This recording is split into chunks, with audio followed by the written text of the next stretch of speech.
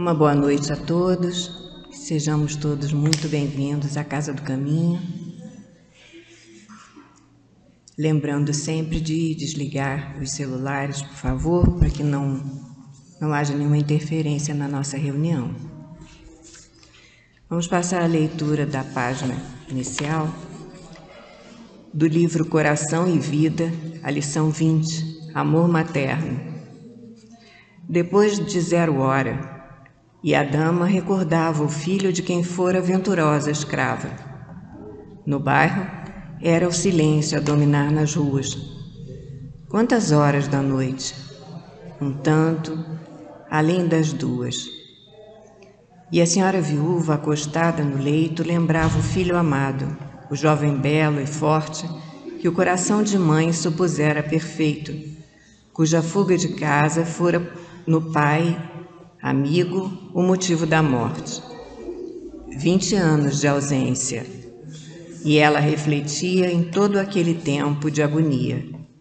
O filho que criara, a beijos de ternura, de quem não descansava na procura, a quem nunca levara o mínimo desgosto, e a quem ela e o marido haviam dado tudo, dinheiro, ostentação, brilho e facilidades, buscando adivinhar-lhe todas as vontades, recusara o trabalho e renegara o estudo.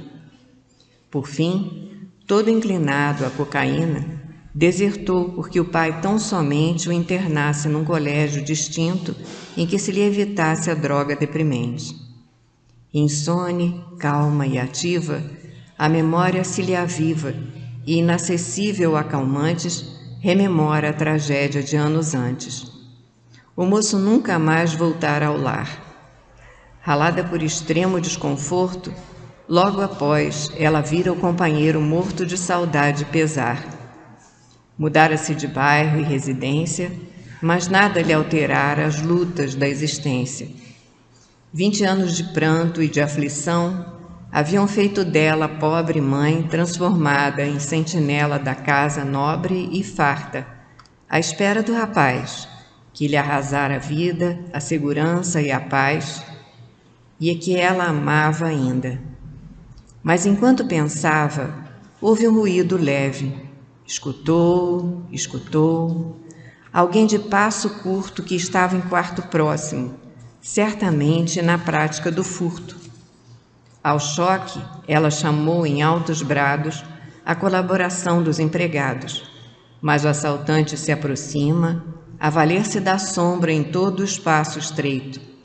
Era um homem robusto a lhe cair por cima, cravando-lhe um punhal no velho peito. Ergue-se um dos vigias, vem às pressas, de longe liga a luz. Eis que o quarto se fez todo iluminado e o salteador não foge. Sente-se preso à mão que se lhe estende, contempla a vítima que o fita, num transporte de amor com ternura infinita. Reconhece o semblante maternal e, a desfazer-se em pranto, ajoelha-se e grita: Mãe querida, por que cheguei a tanto crime e a tanto mal, a ponto de acabar com a sua própria vida? A dama retirou a lâmina cravada, doloroso empecilho. O sangue gotejou da ferida formada e em seguida exclamou: Ah, meu filho, que saudade de ti! Quanta saudade! O tempo parecia a eternidade. Graças a Deus, graças a ti, amado Mestre Jesus. Aqui estamos, Mestre, reunidos para mais uma reunião pública, para mais um momento de união, de carinho, de agradecimento, de reflexão, de busca de autoconhecimento e aprendizado. Se conosco, Senhor. Se com nosso irmão Cláudio, que vai trazer o estudo dessa noite. Abençoa-nos a todos, acolhe-nos na tua paz. Que seja em seu nome, em nome de toda a direção espiritual da Casa do Caminho, e acima de tudo e sempre, em nome de Deus, que possamos, encerrada essa prece, dar por iniciada efetivamente a reunião pública dessa noite. Que assim seja, graças a Deus.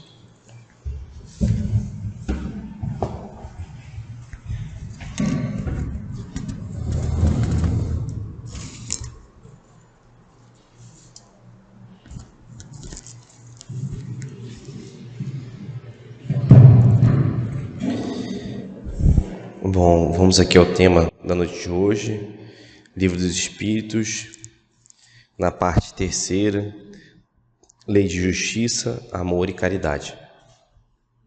Só para estarmos estudando essa lei, que é a última lei do Livro dos Espíritos, a gente já tem que pensar que qualquer tema que esteja afiliado a ela está dentro dessa lei. E aí o tema dessa noite é amor materno e filial, ou seja, a lei de justiça, de amor e caridade está presente do amor materno e filial. Então isso é um ponto muito importante para o início do nosso estudo, porque senão vamos achar que estamos ao léu aqui e de repente estamos estudando sobre amor filial. Não, está abaixo da lei de justiça, amor e caridade. Não era para tanto. Kardec começa no questionamento simples. Amor materno é virtude ou sentimento de instintivo comum aos homens e aos animais. Então, o que Kardec está preocupado aqui? Extremamente observador, ele observa que, de alguma forma, os espíritos que estão ali, estavam tentando intuí-lo de que, olha só, você olha para a natureza e vê o amor maternal sobre as mães em relação aos seus filhos, algum cuidado? E ele via, Então você tem, às vezes, um cachorro vai ter um filho e ele cuida daquela cria, a ponto de pegar o filhote pelo pescoço e levar ao local melhor para ele. Então, existe um cuidado. Em biologia, não é o melhor nome, mas todo o estudo foi feito a partir de homens, Então se fala de cuidado paternal, não maternal. Mas a gente releva isso e o Espírito responde: ambos. A natureza deu à mãe um amor pelos seus filhos, no interesse da conservação deles. Então, vamos pensar aqui. Quem tem mais sucesso evolutivo de permanência no planeta? Ou seja, uma espécie. Você pode pegar qualquer uma. Quem tem mais sucesso? Quem consegue manter o maior número de filhos no ambiente. Então, se você tem uma reprodução de 100 indivíduos, se você consegue manter 86 indivíduos no ambiente, você tem um certo sucesso. Dependendo de quantas gerações você teve que ter, o gasto de energia para isso e tudo mais. Se você tem uma geração de 100 indivíduos e só sobrevivem 10, você gastou energia para produzir todos os indivíduos, só 10 sobreviveram. Essa pode ser uma espécie fadada à extinção. Existem dois tipos de reprodução clássicos.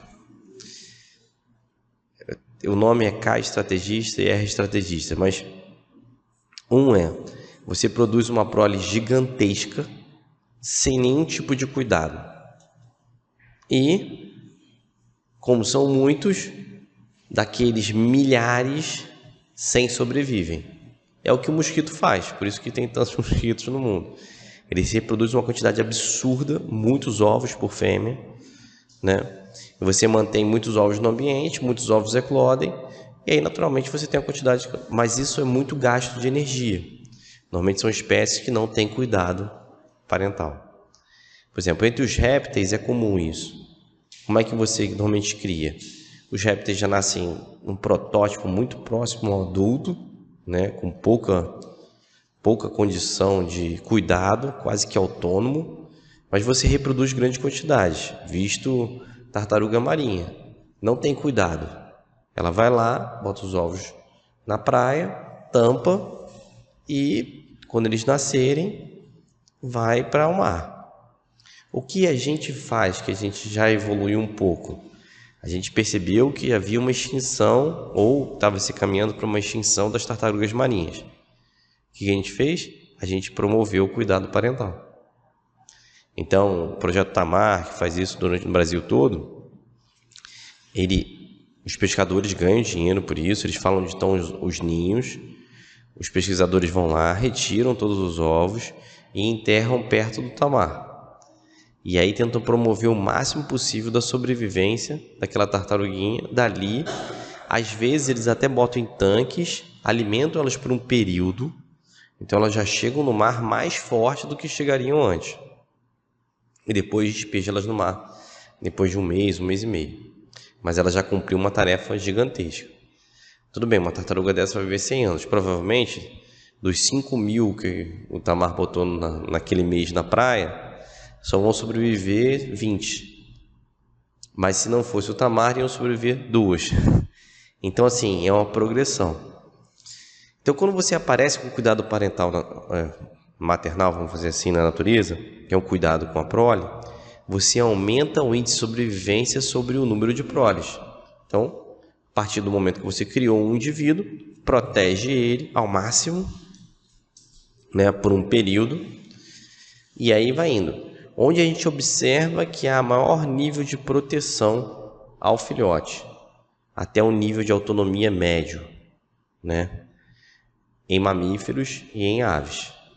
São 2 grupos bem antigos, né, aves muito anterior, porque vem de outro ramo, mas está ali no cuidado parental. Inclusive, alguns pesquisadores observam que até os dinossauros tinham esse cuidado, porque eles faziam ninho, porque você tem a fossilização de ninhos.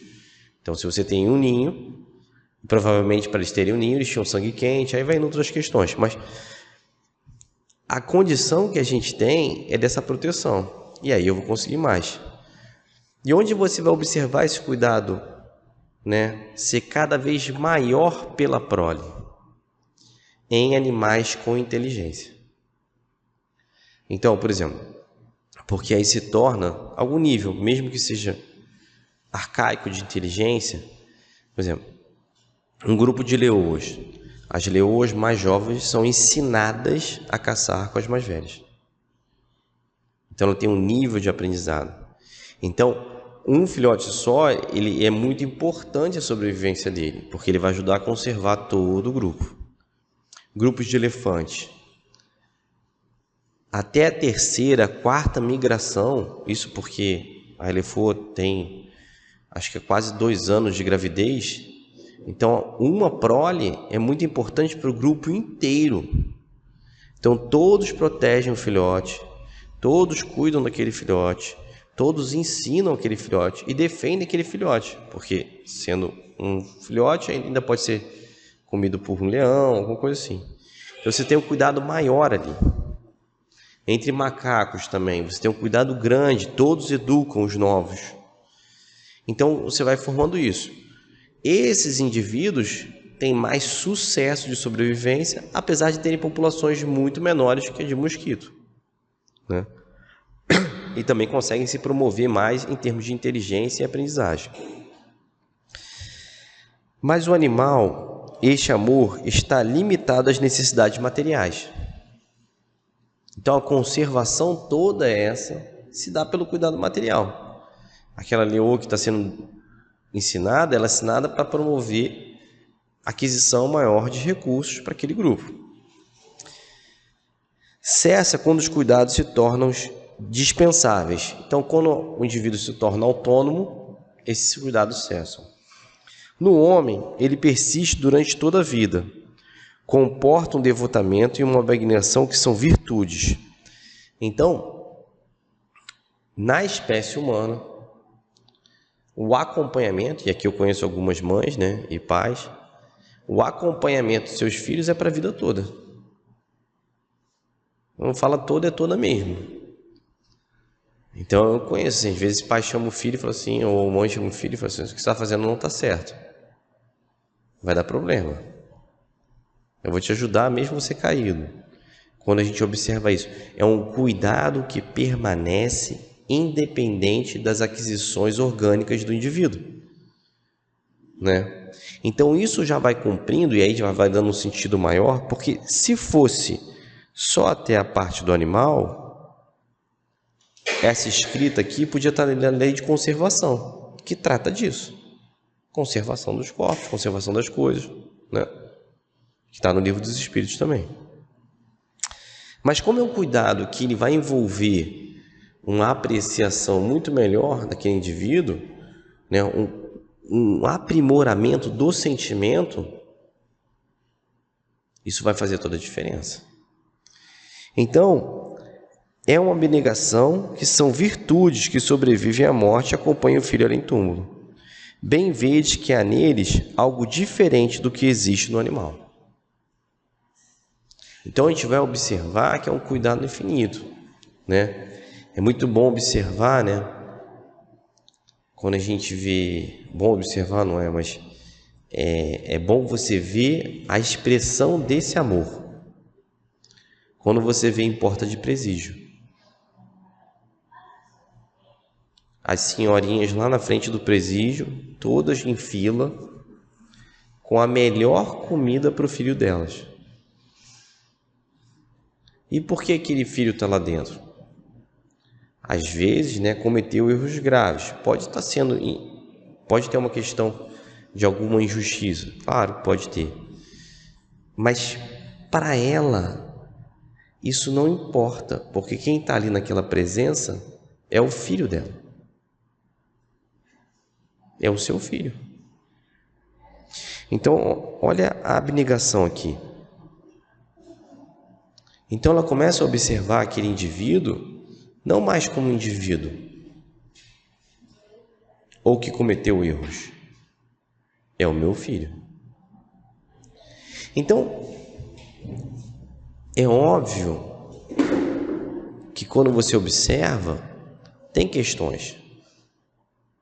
Eu vi um depoimento de uma das senhoras que perdeu o filho durante essa invasão no Alemão. E ela falou assim, eu não instruí ele dessa forma, ele teve as questões dele, mas é meu filho que está ali. Porque senão a gente distancia, e aí a gente vai ficar distante da lei de justiça, amor e caridade. A lei de justiça, mas ela é de amor e caridade também. Então uma mãe que começa a observar o filho dessa forma, ela começa a observar de uma forma diferente. Para me preparar para essa palestra, eu vi uma palestra do Divaldo Pereira Franco falando sobre Maria de Nazaré. E quando ela está aos pés da cruz, olhando para o seu filho crucificado injustamente, tinha uma mãe do lado dela olhando para outra pessoa. Eram 3 crucificados. Não era só Jesus aquele dia. Eu esqueci o nome desse que era dito na Bíblia como um ladrão.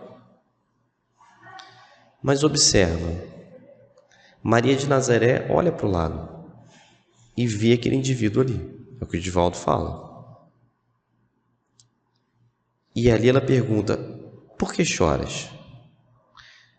Porque meu filho está ali. Só que Jesus tinha acabado de falar para ele, porque ele tinha pedido, lembra que são 2 ladrões? Ele tinha pedido, Senhor, sei que você está aqui injustamente. Quando forem aos céus, lembra de mim?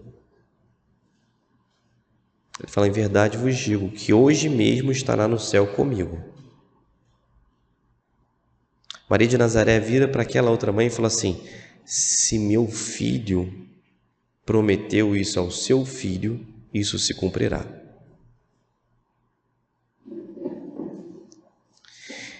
Então, a gente começa a ver uma dilatação.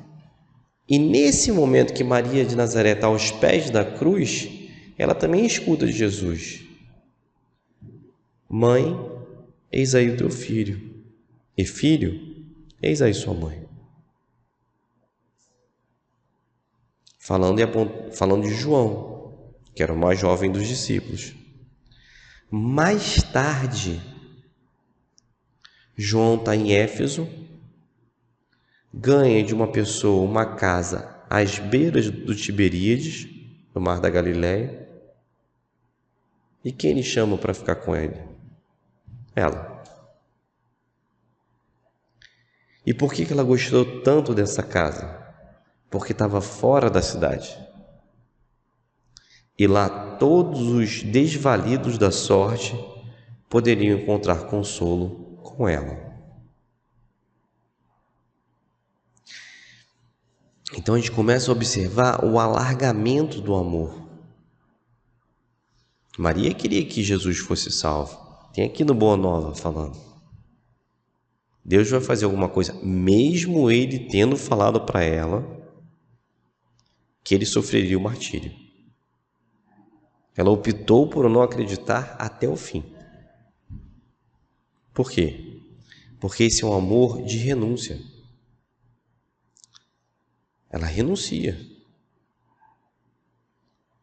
Então essa condição é uma condição muito, muito complexa. Muito, muito complexa, porque é um alargamento do amor que a gente tem lampejos ainda. Mas que muitas pessoas conseguem permanecer com ela um tempo. Aí na segunda pergunta, visto que o amor materno está na natureza, na 891, por que a mãe que odeia os filhos e frequentemente desde o nascimento deles? Vamos refletir aqui. Essa mãe é um espírito imortal? É. Esses filhos são espíritos imortais? São. Eles estão reencarnados no planeta Terra? Sim. Então, como é que a gente pode pensar que essa reunião aconteceu? Como é que a gente pode observar que essa reunião foi permitida? Porque ninguém encarna na Terra sem um plano encarnatório. Não encarna. Por mais que a gente tenha outros escritos de outras religiões falando sobre encarnações, falando sobre uma questão diversa, né? Até uma condição muito severa de um anticristo, isso não acontece. Se podemos dizer que existe alguma coisa que seria contra o Cristo na Terra, são nossos próprios sentimentos coletivos. Esse sim. Conjuntamente contra o Cristo. Porque o Cristo segue a lei de Deus, se não seguimos, né? Então, não há encarnação no planeta que não esteja franqueada por um plano encarnatório, que não tenha um protetor, que não tenha sido pensada. Então, quando você tem uma encarnação de uma criança, e essa criança, ao renascer, de cara, e eu não estou falando aqui necessariamente de depressão pós-parto, que é uma coisa muito diferente, tá? Pode ser uma questão clínica, pode envolver outras questões psiquiátricas. Então, são questões amplas. Não estou falando disso. Uma depressão pós-parto, a própria mãe pode ter ideias suicidas pela primeira vez na vida por uma série de outras condições. Então, não estou falando disso. Estou falando, mesmo depois do parto, ou no parto, ou nos anos posteriores, a mãe continua tendo um sentimento ruim sobre aquele filho. Ela pode ter outro filho que ela não tenha, e sobre aquele ela tem. Então, é uma condição que está ali. E se não foi construído nesta vida, porque não teve tempo para isso ser construído, em que momento isso foi construído? Em outra vida. Às vezes, eu vejo por mim mesmo que no dia a dia a gente não traz essa verdade para o nosso cotidiano. A gente não traz a verdade para o dia a dia, falando sobre isso. Porque é muito natural. Se você acredita em reencarnação, acredita que tem um Deus soberanamente bom e justo, acredita na comunicabilidade dos espíritos, né? E nas múltiplas vidas, então a gente acredita que, uma vez que alguma coisa que surgiu nesta vida não tem uma explicação lógica, ela está alicerçada numa vida anterior. É natural. Mas a gente tem dificuldade disso. Por quê? Às vezes a gente está num trabalho e tem um chefe que não gosta da gente por nada. Você fala assim, mas ele tem implicância comigo. Não sei o que aconteceu entre vocês. Vocês estão se reencontrando. Pode ser que ele tenha uma implicância justificada.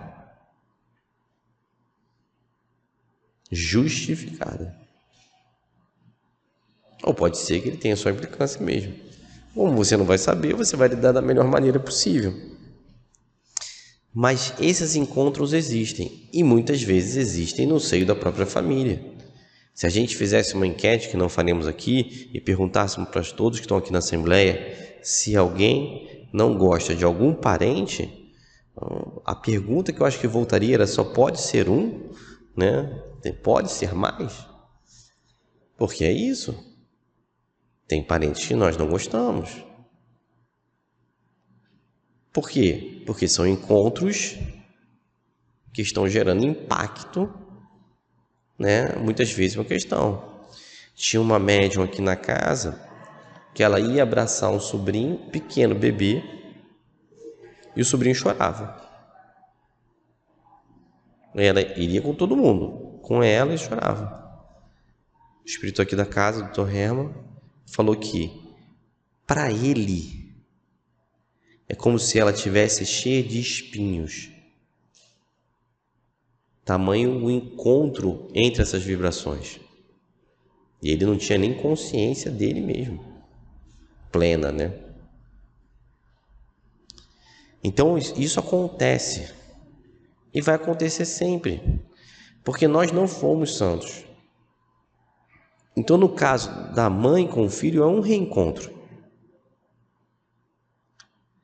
Se essa mãe se esforçar muito por brigar contra esse sentimento, alcançar coisas que ela pode melhorar, tal, vai ser mérito dela em conseguir dar conta. E ela reencarnou com esse espírito, mesmo com essa dificuldade, para dar conta. E aí tudo fica mais fácil. Mas fica mais fácil por quê? Por causa da doutrina espírita. Vamos ver o que eles vão responder. Algumas vezes, uma prova escolhida pelo espírito. Se é uma prova, ela escolheu quando estava desencarnada.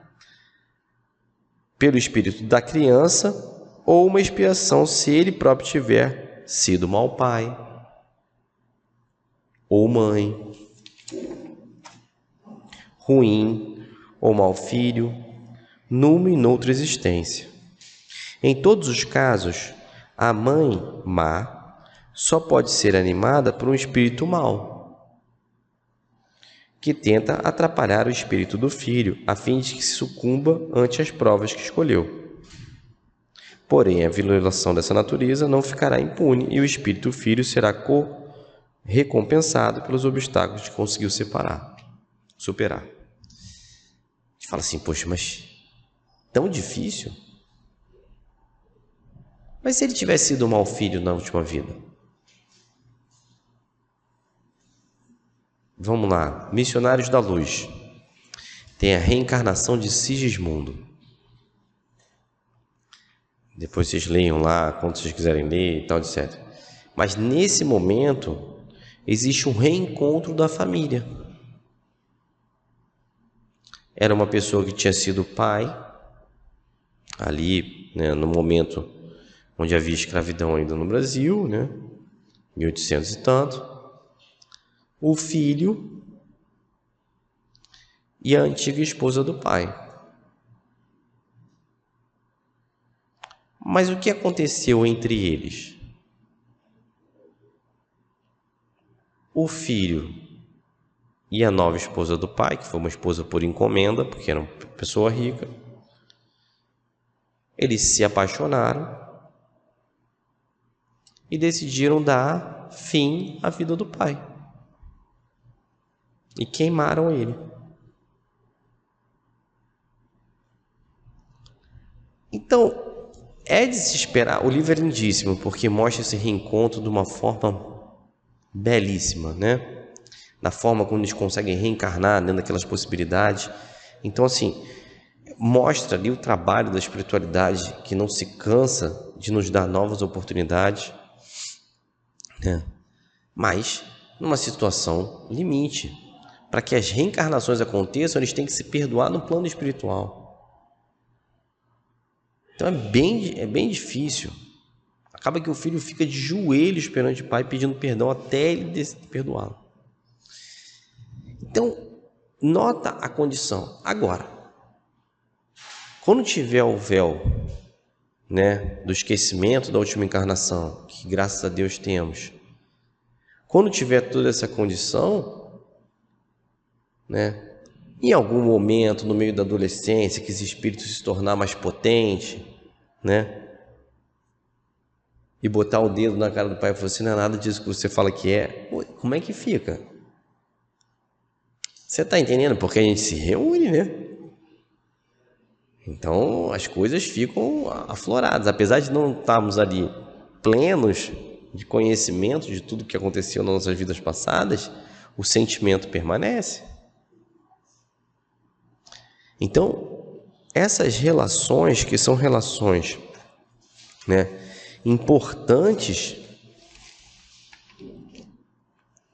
para a nossa existência, são relações que estão interligadas com todos os momentos. E aí, Dr. Herman, no livro Palavras do Coração, volume 2, ele traz uma mensagem que ele fala que essa mãe, que ela pariu o filho, mas ela não consegue ainda dar conta da criação, ela não tem que ser julgada, ela tem que ser amparada.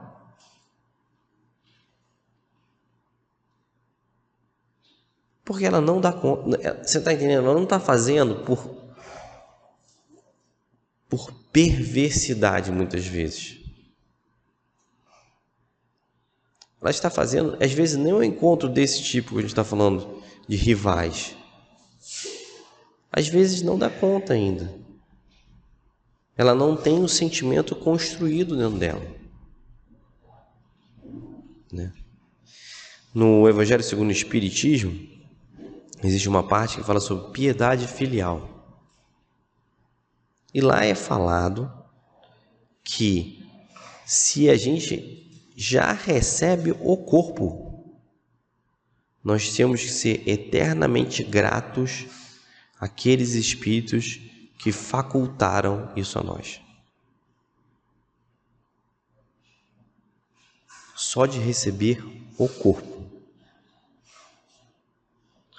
Agora você imagina, não posso falar disso, imagina a nossa, eu ia falar dívida, mas a nossa responsabilidade para com os nossos pais que nos deram mais do que o corpo.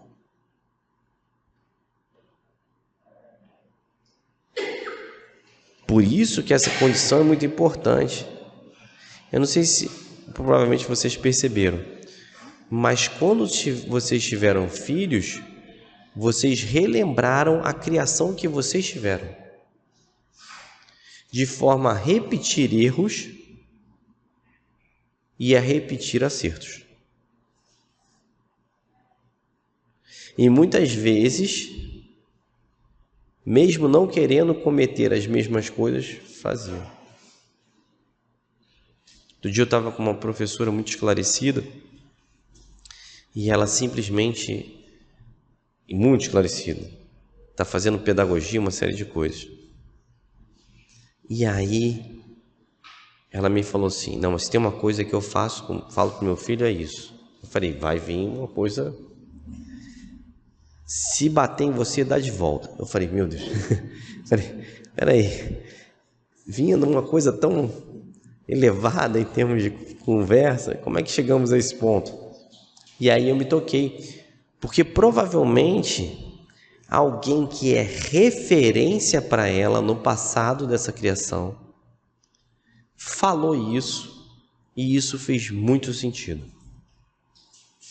Então, mesmo ela estando num ápice de intelectualidade sobre educação, esse ponto está ali ainda.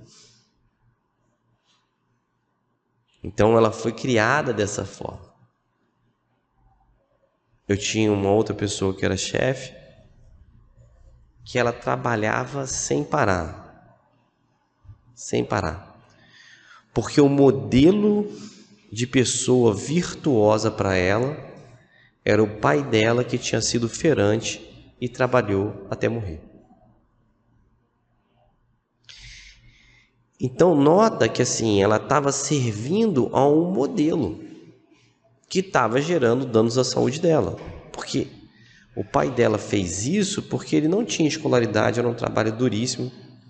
Ela era professora, doutora em educação, não precisava, ela é super eficiente. Se ela terminasse o trabalho dela, ela continuava fazendo outras coisas. Ela não precisava trabalhar nessa velocidade, que o futuro dela estaria garantido. Mas trabalhava. Para quê? Por conta do modelo.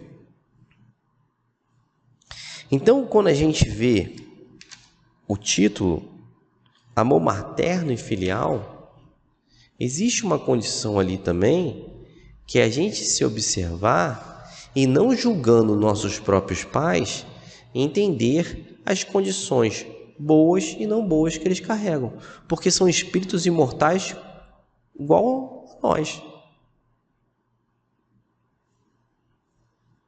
E muitas vezes não tiveram esse conhecimento da doutrina espírita. Então nós somos muito responsáveis. Muito responsáveis mesmo. Então temos que começar a cada vez mais ampliar isso.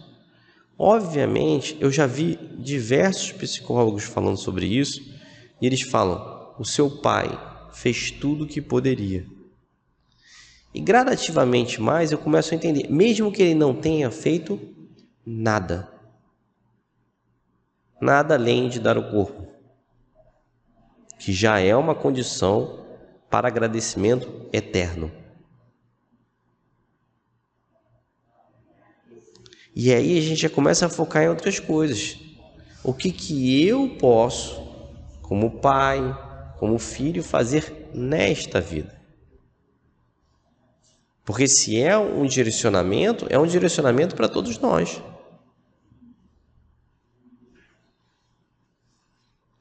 E tem espíritos, né? Uma vez uma pessoa amiga estava conversando com o Dr. Herman sobre uma situação de uma pessoa muito difícil, e essa pessoa estava com isso na cabeça.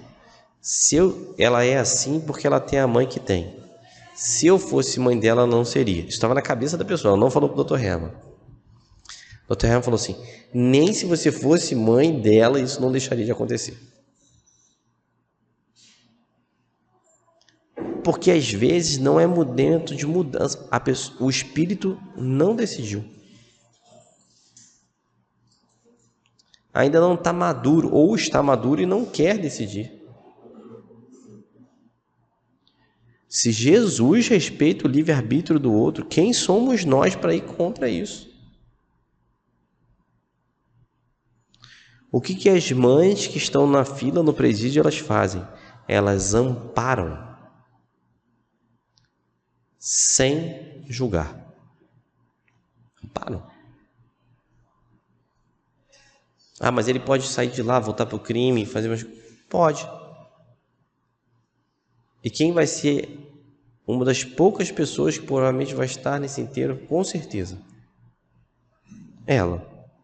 E quem vai terminar a vida orando por esse espírito? Ela.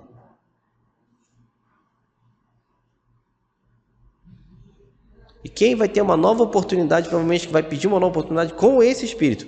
Ela.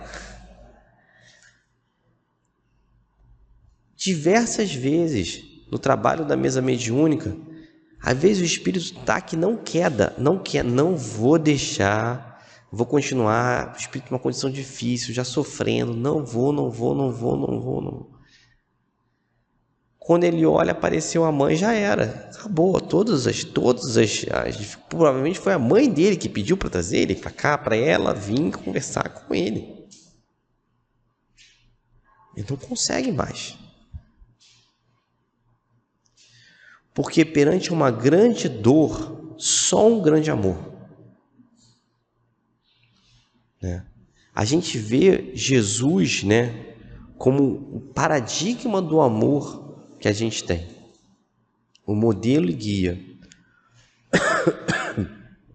Está lá na pergunta 615 do Livro dos Espíritos. Qual o modelo e guia que Deus nos prestou? A resposta é Jesus. Mas se a gente vê numa posição de um espírito elevado que Jesus queria demonstrar, foi Maria de Nazaré. Foi Maria de Magdala. Foi Joana de Cusa. Então a gente percebe ali, Maria de Magdala, ela entendeu a mensagem do Cristo de forma tão profunda que depois do Cristo ter morrido na cruz, ela ter sido a primeira a ter visto ele ressuscitado, né? Aparecido no Espírito, né? Materializado. Ela vai ao Vale dos Leprosos cuidar dos leprosos, até o momento que ela pega a lepra e ela decide. E quem é o último espírito na terra que ela quer ver? Maria de Nazaré. Divaldo conta que ela morre nos braços de Maria de Nazaré. Maria de Nazaré não pegou lepra, porque provavelmente não era o primeiro leproso que ela tratava, porque ela estava fora dos muros da cidade.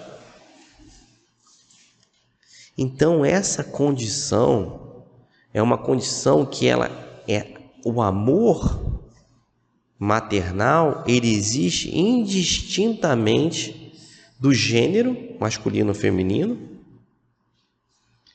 indistintamente da posição social, indistintamente de tudo que a gente fez antes daquele momento.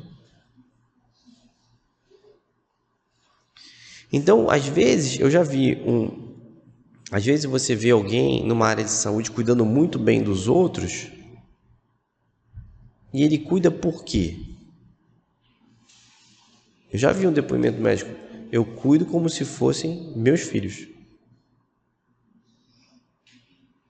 Você está entendendo que ele entrou na lei de amor, justiça e caridade com plenitude? Porque aí a família dele se expandiu. E a gente vai falar agora um pouco dessa expansão.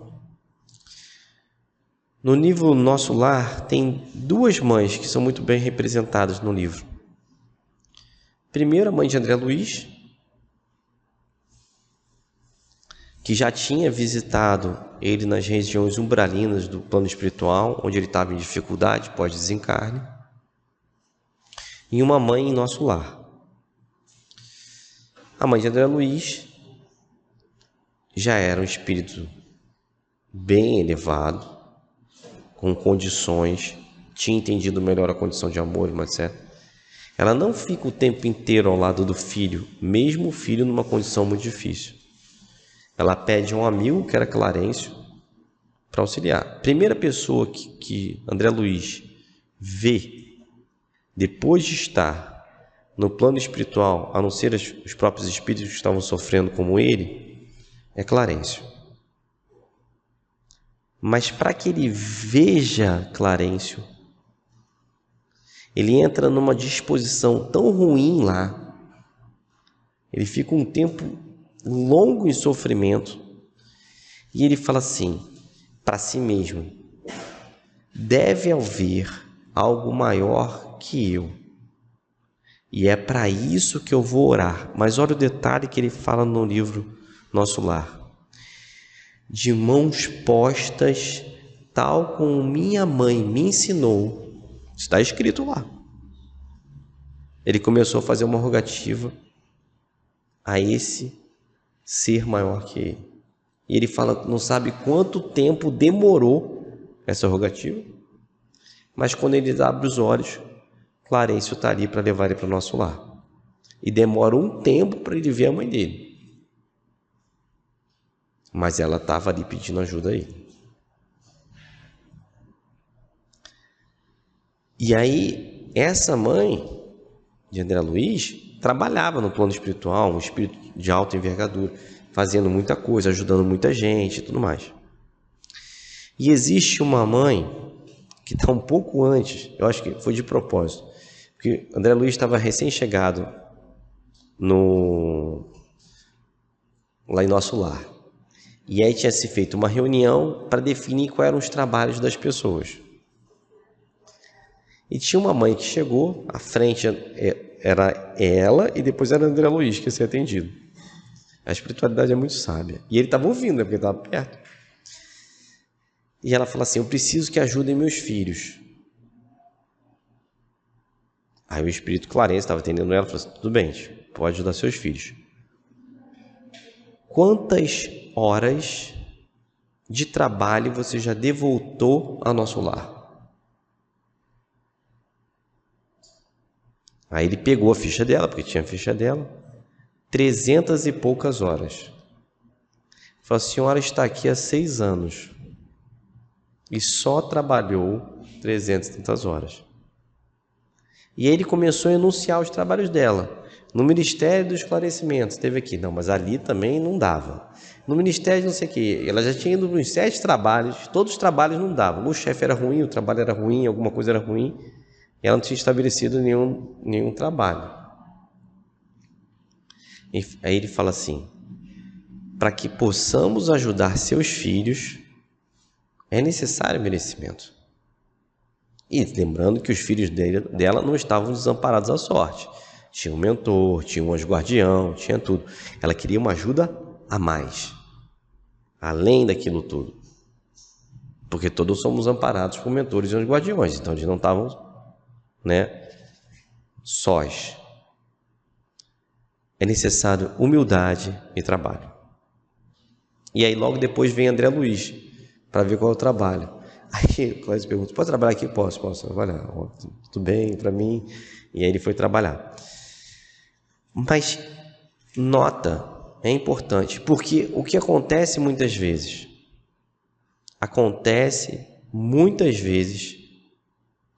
da gente estar com a nossa família, estar com as nossas condições, tá todo mundo bem, alimentado, bem cuidado, boa escola, não sei o que, mas, sabe, eu tenho que ficar um pouquinho mais com eles. Eu não posso dar meu tempo ao centro, a uma obra de caridade, a uma condição. Não posso, porque afinal eles, A gente sabe que no final de anos tem muitos compromissos. A gente tem 2 festas de Natal na casa no final do ano.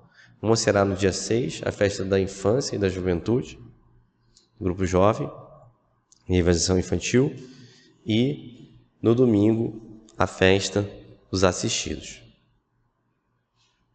A gente sua porque muitos trabalhadores não podem vir a nenhuma das 2 festas. Porque eu tenho compromissos com a minha família. Entende? É claro que a espiritualidade entende, é claro que sim. Mas você não pode vir a um período? Ninguém está pedindo, que nós nos angeliquemos de repente, não é isso. Mas a um período? Seja de manhã, de tarde, ou no domingo de manhã. Para você ver como é que é sensível e como a gente não percebe certas coisas. Uma vez o Dr. Herman, falando sobre o trabalho em relação aos assistidos de rua, que é feito no dia 25 de dezembro, que é uma distribuição de alimentos no dia do Natal, junto com outras coisas, uma série de coisas. Uma vez, um amigo meu estava indo, não sei o que aconteceu, depois ele foi atendido pelo Dr. Helm. O Dr. Helm falou que assim, a questão dele é uma questão emocional, psiquiátrica, a sua condição mental foi protegida durante esse ano todo porque você foi aquele trabalho. Tudo bem, Não devemos fazer as coisas esperando esse retorno, isso é um fato. Mas não devemos também nos furtar a estar com os bons espíritos em trabalhos de caridade e muitas vezes deixando o convívio em família. Porque senão, o que me passa muitas vezes é que tudo vem primeiro. E se você não brigar pelo seu trabalho na casa espírita, eu sei que você gostaria que o mundo brigasse com você, mas ninguém vai brigar. Porque ele é importante para você. Se seus familiares não enxergam um trabalho na casa espírita, um trabalho na caridade importante, ninguém vai vir falar para você fazer. Quantas vezes nós aqui fomos chamados por um amigo para um trabalho de caridade?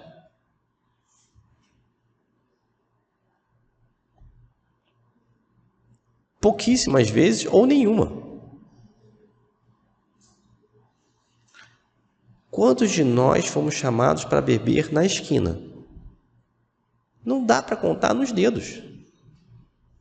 Da mão, dos pés, né? Vai com convite longo, né? 600 vezes. Mas, você está entendendo? Porque senão a gente perde o nosso foco. E quando a gente fala em piedade filial, né? Amor maternal e filial, é isso. Eu tenho que começar a expandir a minha noção de família. Porque Jesus disse, todo aquele que você saciar a fome, saciar a sede, for visitar, é a mim que você faz. E quando a gente vê Madre Teresa de Calcutá fazendo aquele trabalho em Calcutá, depois no mundo como um todo, a quem é? E quem foi Madre Teresa de Calcutá? Tem um livro chamado Perdoe-te, que ele vai falando de várias encarnações de Maria de Magdala. E ele termina o livro falando que Maria de Magdala encarnou como Teresa d'Ávila. E num livro chamado Mulheres do Evangelho, fala que Teresa d'Ávila reencarnou como Madre Teresa de Calcutá. Ou seja, Madre Teresa de Calcutá foi Maria de Magdala. Você está entendendo o tamanho da devoção? Ah, mas eu tenho família. Tudo bem.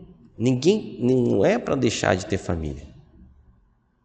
Tá tudo bem. Mas o que você pode fazer? E aí é uma conta pessoal, pois o dever cumprido só você sabe. Como o dever não cumprido também só você sabe. Então a gente olha para dentro de nós mesmos e observa isso. Isso tem relação direta com o amor maternal. Pois o que fez Maria de Nazaré depois que ela realmente entendeu a mensagem do Cristo? Ela serviu até o final da vida dela. E quem ela reencontrou no final da vida dela?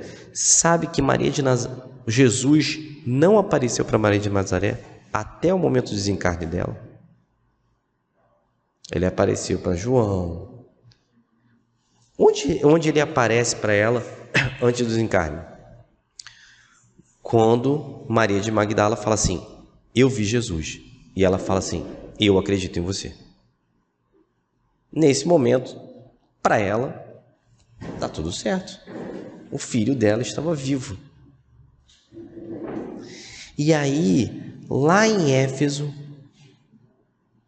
naquela casinha onde ela recebia várias pessoas, de repente, ela recebe um viajante que começa a falar para ela está assim, meio doente, começa a falar para ela sobre esperança, sobre condições futuras, falando uma série de coisas. Ela começa a ouvir aquilo, ela fala assim, quem é esse que não veio buscar consolo e está me consolando? Quando ela olha para o rosto, quem era? Jesus. Ele não deixa nem ela levantar da cama para abraçar ele. Ele vai abraçar ela. E fica velando ela, e para os outros ela está em delírio, até ela desencarnar. Ela desencarna, está ao lado de Jesus.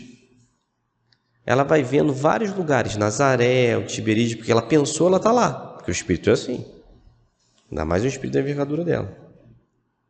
Mas ela lembrou dos espíritos que sofriam em Roma. Porque nessa época já estavam começando a matar cristãos. e tinha uma grande quantidade de espíritos ali encarnados que iriam morrer naquele dia no circo romano pelas feras. Todos cristãos. Todos desesperados. Ela chega do lado de uma jovenzinha que está ali chorosa, fala assim: canta, minha filha, que eu estarei contigo.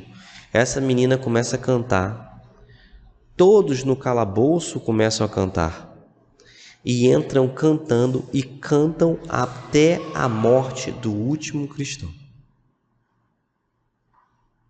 Quando eles saem do corpo, quem ampara eles e leva eles a Jesus? Maria de Nazaré.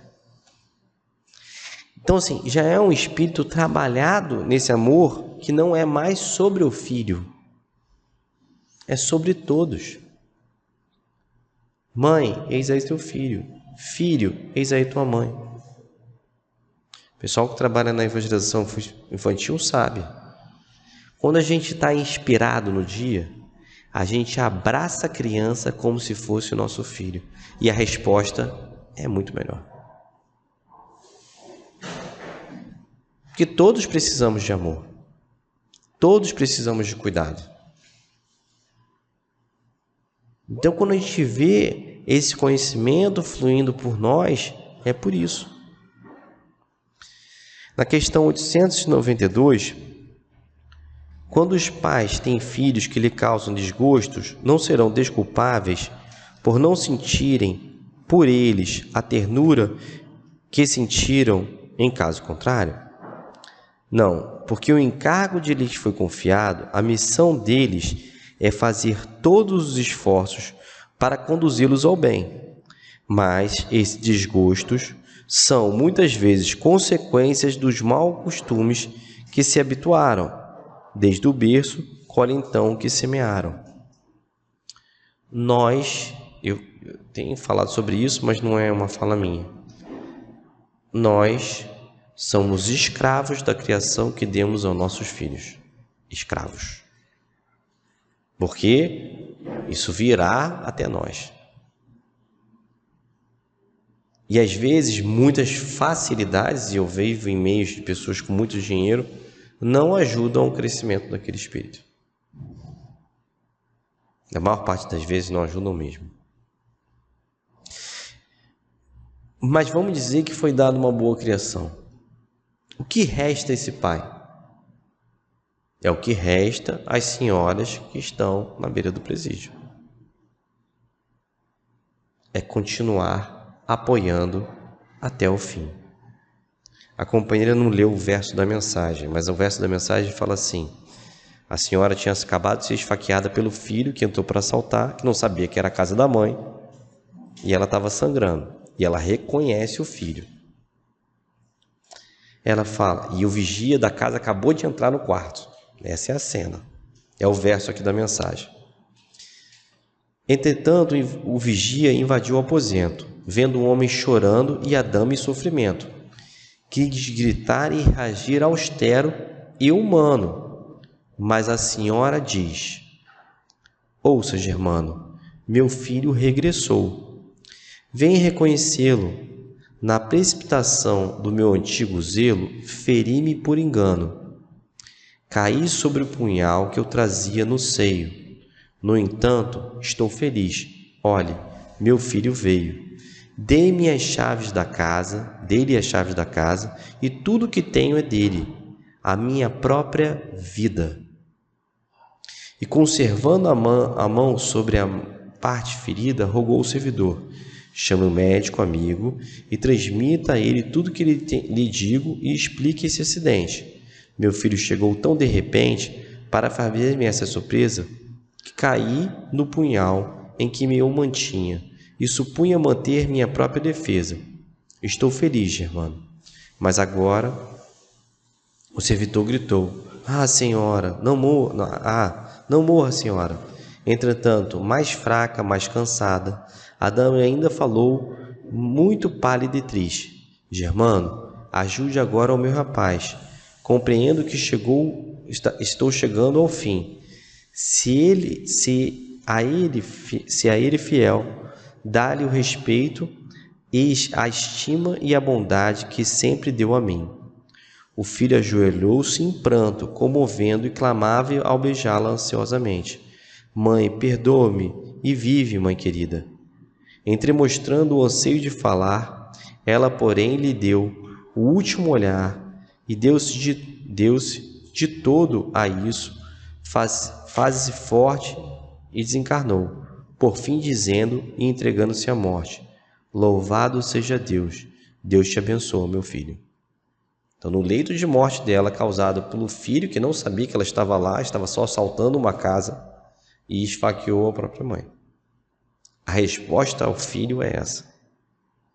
Então ela amparou e protegeu o filho até o fim.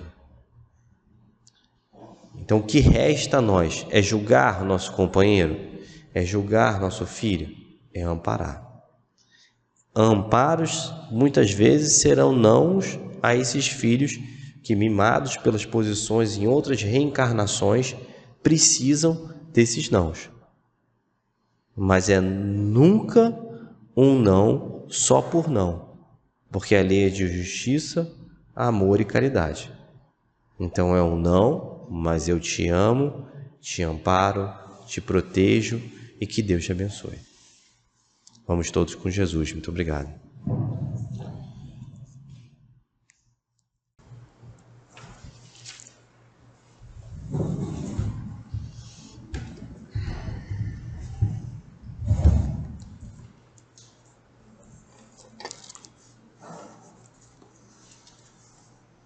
Graças a Deus. Vamos passar então à leitura do Evangelho de hoje. Nós estamos no capítulo 28, coletânea de preces espíritas.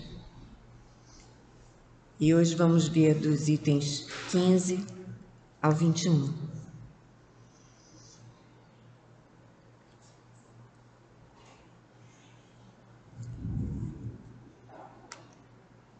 Eu vou ler o item 15, cujo título é Para afastar os maus espíritos. Ai de vós, escribas e fariseus, hipócritas, porque limpais o que está por fora do copo e do prato, mas por dentro estáis cheios de rapina e impurezas. Fariseus cegos, purificai primeiramente o que está por dentro do copo e do prato, a fim do que está por fora também fique limpo. Ai de vós, escribas e fariseus hipócritas, porque sois semelhantes aos sepulcros branqueados, que por fora parecem belos aos olhos dos homens, mas que por dentro estão cheios de podridão.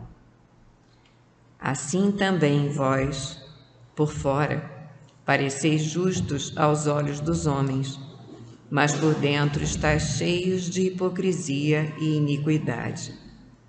Essa passagem está em Mateus 28, versículos 25 a 28. Desculpe, 23, itens 25 a 28.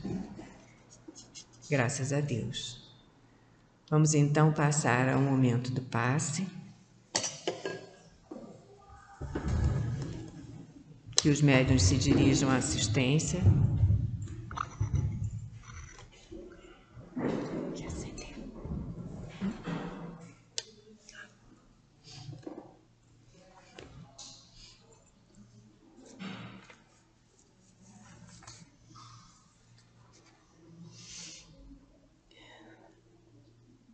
Vamos sentir a presença dos amigos espirituais junto de nós. Vamos estar cientes de que vamos receber tudo de que precisamos. Deus, nosso Pai, Jesus, nosso divino médico, queridos amigos espirituais, rogamos as vossas bênçãos de amor, de paz, de equilíbrio e de cura para todos nós que aqui estamos. Que os bondosos amigos espirituais encontrem em nós as disposições para o bem. Que seja em teu nome, em nome dos bons espíritos e, acima de tudo e sempre, em nome de Deus, que possamos iniciar o passe. Graças a Deus.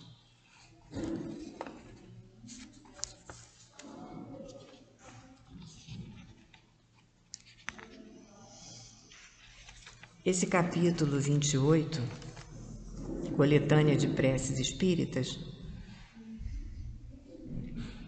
tem como itens as preces gerais, que nós já vimos, preces por si mesmo, preces pelos outros, preces pelos que não estão mais na terra, preces pelos doentes e pelos obsidiados. Esse item 15, que nos cabe hoje, faz parte dessa segunda parte, preces por si mesmo, por nós mesmos, né? E começa com essa passagem de Mateus. E a seguir, o texto nos traz sempre, em cada item, um prefácio e depois, no item seguinte, a prece em si. O item 16 é o prefácio, o 17, prece. Depois, para corrigir um defeito, o item 18 é o prefácio, o 19, a prece. E depois, por último, nesse nosso trecho de hoje, para resistir a uma tentação, o item 20 é o prefácio e o 21 a prece, mostrando assim a constituição de cada prece. Então Kardec explica que a forma das palavras não é o essencial. O que importa sempre é o sentimento, é a intenção. Esses itens trazem orações que ilustram como nós podemos nos dirigir ao Criador em diferentes circunstâncias, em favor de nós mesmos, que é essa parte do capítulo.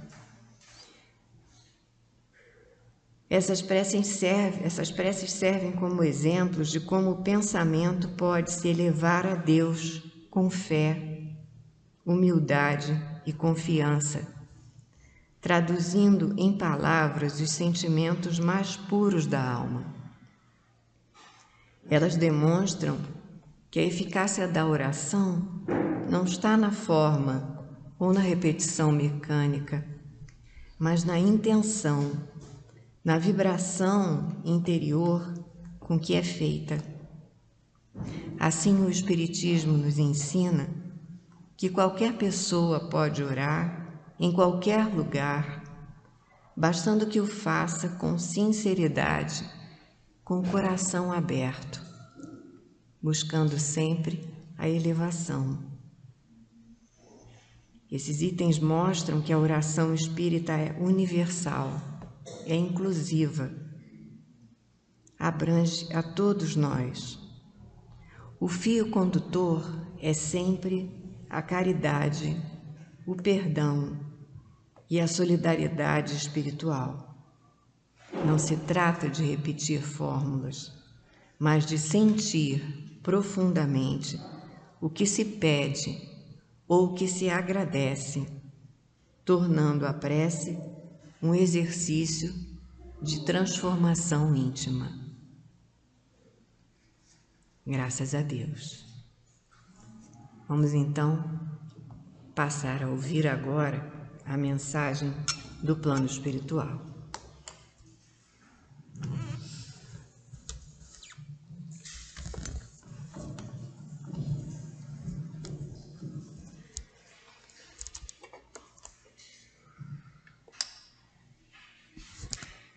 E aqui estamos,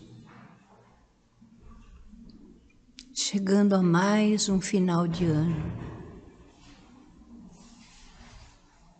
recebendo do Pai todo o amparo que necessitamos. As dores estão no mundo para que nós possamos nos observar. O que eu estou fazendo com o que a doutrina está me oferecendo? Somos filhos desse Pai amantíssimo, que nos criou todos da mesma forma, sem privilégios, mas como uma oportunidade de refazer a nossa história de uma forma diferente. Então, compreendamos o nosso papel na humanidade e olhemos aos nossos irmãos que estão passando por dificuldades, por aqueles que perderam seus empregos, por aqueles que estão em aflição e em dores, por aqueles que estão com guerras internas e externas. Porque o mundo ainda é assim, agressivo, mas nos mostra um Pai amoroso que nos ama e quer o nosso crescimento, quer a nossa melhoria. E todo esse trabalho tem que ser feito por nós mesmos, na meditação, na reflexão, para ver o que nós estamos fazendo com todo o conhecimento. Porque a caridade, se não tiver obras, ela é morta em si mesma. Então vamos nos mobilizar. Vamos colocar as nossas mãos na tarefa. Vamos procurar ouvir o nosso irmão, escutar a dor dele, procurar aliviar a sua dor.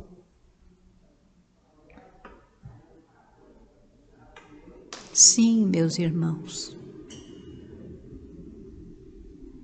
não precisamos ter inteligências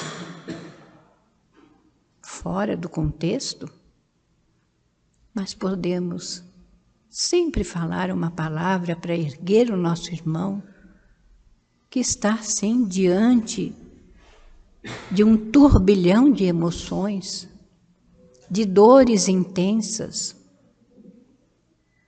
mostrando para eles esse Pai misericordioso,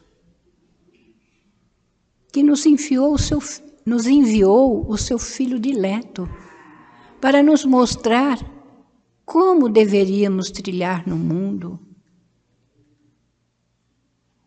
Ele amou, compreendeu, não julgou, não blasfemou. E é tudo isso que ele nos ensinou, que ainda não exercemos. Mas ele espera carinhosamente que nós nos movimentemos. Então vamos fazer a nossa parte com boa vontade, mas sobretudo com muito amor. Procurando sim olhar aquele que sofre e padece, mesmo que não pudermos fazer nada por ele, elevemos o nosso pensamento ao Pai e roguemos que Ele o abençoe, que Ele dê a força que esse irmão precisa, que acalente esse coração sofrido. São pequenas coisas, mas de uma importância muito grande. Porque todos nós andamos no mundo ocupados com muitas coisas, e às vezes não percebemos um irmão que se encontra com desânimo, com desgosto, com dores e com aflições. Então paremos o nosso passo e olhemos para os nossos irmãos e vibremos uns pelos outros. Oremos uns pelos outros, porque necessitados somos todos nós. neste planeta, hospital e escola de nossos espíritos, que traz todas as ferramentas para que nós possamos desenvolver o bem em nós, na prática do amor e da caridade para com todos. E nesses momentos que antecedem a comemoração do Natal, pensemos nesse Mestre Divino espalhando as suas bênçãos para todos os lares, por todos aqueles que estão necessitados de amparo e de proteção. E assim, que o Pai derrame suas bênçãos de amor e paz sobre todos aqueles que aqui estão na noite de hoje. Fiquem em paz e que Jesus possa abençoar a jornada de cada um, hoje, agora e sempre, graças a Deus.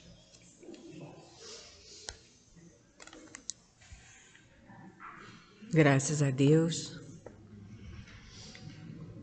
que possamos estar reconhecidos e gratos por esse grande abraço, por esse profundo alento que se constitui cada trabalho, cada reunião, tudo que nós ouvimos, tudo que nós presenciamos nessa casa. Querido Mestre Jesus, que nós possamos encher o nosso coração de gratidão, de amor, de vontade de trabalho, vontade de perdão, vontade de compreensão, vontade de cooperação.